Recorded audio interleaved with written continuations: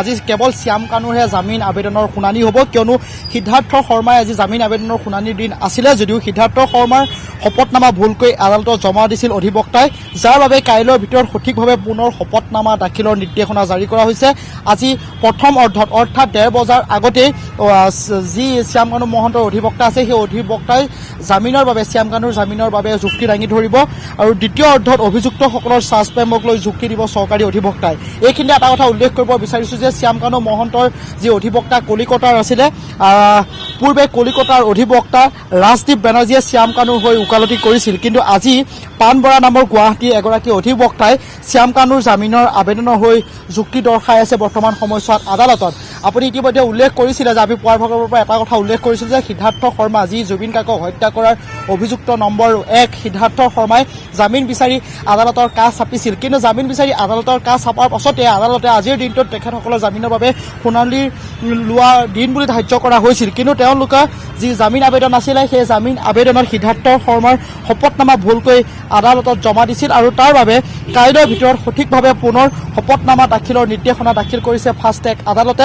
আৰু আজি তাৰ বাবে সিদ্ধাৰ্থ শৰ্মাৰ যি জামিন আবেদন সেই জামিন আবেদনৰ শুনানি নহয় আৰু কাইলৈৰ দিনটোতহে জামিন আবেদনৰ শুনানি হয়তো হ'ব পাৰে সিদ্ধাৰ্থ শৰ্মাৰ। আজিৰ দিনটোত কেৱল শ্যাম কানু মহন্ত যি জুবিন কাকক হত্যা কৰাৰ অভিযোগত বৰ্তমান সময়ছোৱাত বাক্সা কাৰাগাৰত আছে, শ্যাম কানু মহন্তৰহে জামিন আবেদনৰ শুনানি বৰ্তমান সময়ছোৱাত আদালতত হৈ আছে। প্ৰথম অৰ্ধত অৰ্থাৎ দুটা ভাগত দিনটোত শুনানি হয় আদালতত, ফাষ্ট ট্ৰেক আদালতত, এটা 1:30 বজাৰ আগত আৰু এটা 1:30 বজাৰ পাছত। প্ৰথম অৰ্ধত অৰ্থাৎ বৰ্তমান সময়ছোৱাতো আদালতৰ ভিতৰত শ্যাম কানুৰ যি গুৱাহাটীৰ অধিবক্তা বৰ্তমান সময়ছোৱাত লৈছে সেই অধিবক্তাই শ্যাম কানু মহন্তক যে জামিন দিব লাগে তাক লৈ বৰ্তমান সময়ছোৱাত যুক্তি দাঙি ধৰি আছে। আনহাতে সিদ্ধাৰ্থ শৰ্মাৰ যি জামিন আবেদন আছিল সেই জামিন আবেদন বৰ্তমান সময়ছোৱাত শপতনামা ভুলকৈ দিয়াৰ বাবে আজিৰ দিনটোত জামিন আবেদনৰ শুনানি নহয় সিদ্ধাৰ্থ শৰ্মাৰ। বৰ্তমান সময়ছোৱাত আমি ফাষ্ট ট্ৰেক আদালতৰ বাহিৰত আছোঁ আৰু কিছু সময়ৰ পাছতে গম পোৱা যাব যে শ্যাম কানু মহন্তৰ যি জামিন আবেদন সেই জামিন আবেদন আদালতে কি কৰে বা তেওঁক জামিন প্ৰদান কৰে নে তেওঁৰ জামিন আবেদন নাকচ কৰে, সেয়া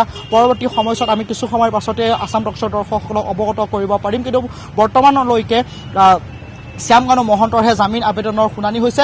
লক্ষণীয় বিষয়টো এইটো যে শ্যাম কানু মহন্তই যি কলিকতাৰ অধিবক্তা নিয়োগ কৰিছিলে, ৰাজদীপ বেনাৰ্জী নামৰ এগৰাকী কলিকতাৰ অধিবক্তাক নিয়োগ কৰিছিলে, সেই অধিবক্তাগৰাকীয়ে আজিৰ দিনটোত যুক্তি দাঙি ধৰা দেখা পোৱা নাই। আজি পান বৰা নামৰ গুৱাহাটীৰ এগৰাকী অধিবক্তাই শ্যাম কানু মহন্তৰ হৈ আদালতত যুক্তি দাঙি ধৰি আছে। তেখেতক মুকলি আকাশলৈ আহিবলৈ দিব লাগে, তেখেতক জামিন প্ৰদান কৰিব লাগে ফাষ্ট ট্ৰেক আদালতত, তেওঁৰ গাত কোনো ধৰণৰ দোষ নাই, এনেধৰণৰ কিছুমান যুক্তি দাঙি ধৰিছে আদালতত। আৰু ফাষ্ট ট্ৰেক আদালতৰ তেওঁ যি সেই যুক্তিসমূহ বৰ্তমান সময়ছোৱাত শুনি আছে আৰু তাৰ পাছতহে গম পোৱা যাব যে শ্যাম কানু মহন্তই জামিন আবেদন নাকচ হয় নে শ্যাম কানু মহন্তই জামিন লাভ কৰে। তাৰ সমান্তৰালকৈ যদি ক'ব বিচাৰোঁ তেতিয়াহ'লে যি লোক অধিবক্তা নিয়োগ কৰিছিলে চৰকাৰে সেই লোক অধিবক্তাসকলৰ যি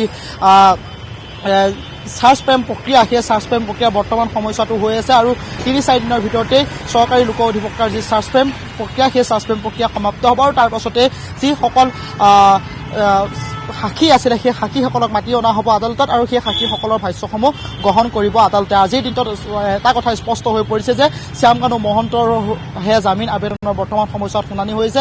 সিদ্ধাৰ্থ শৰ্মাৰ শপতনামা ভুলকৈ ৰখাৰ বাবে আজিৰ দিনটোত সিদ্ধাৰ্থ শৰ্মাৰ জামিন আবেদন হোৱা নাই, হয়তো সেয়া পৰৱৰ্তী সময়ছোৱাতহে জামিন আবেদনৰ শুনানি হ'ব সিদ্ধাৰ্থ শৰ্মাৰ।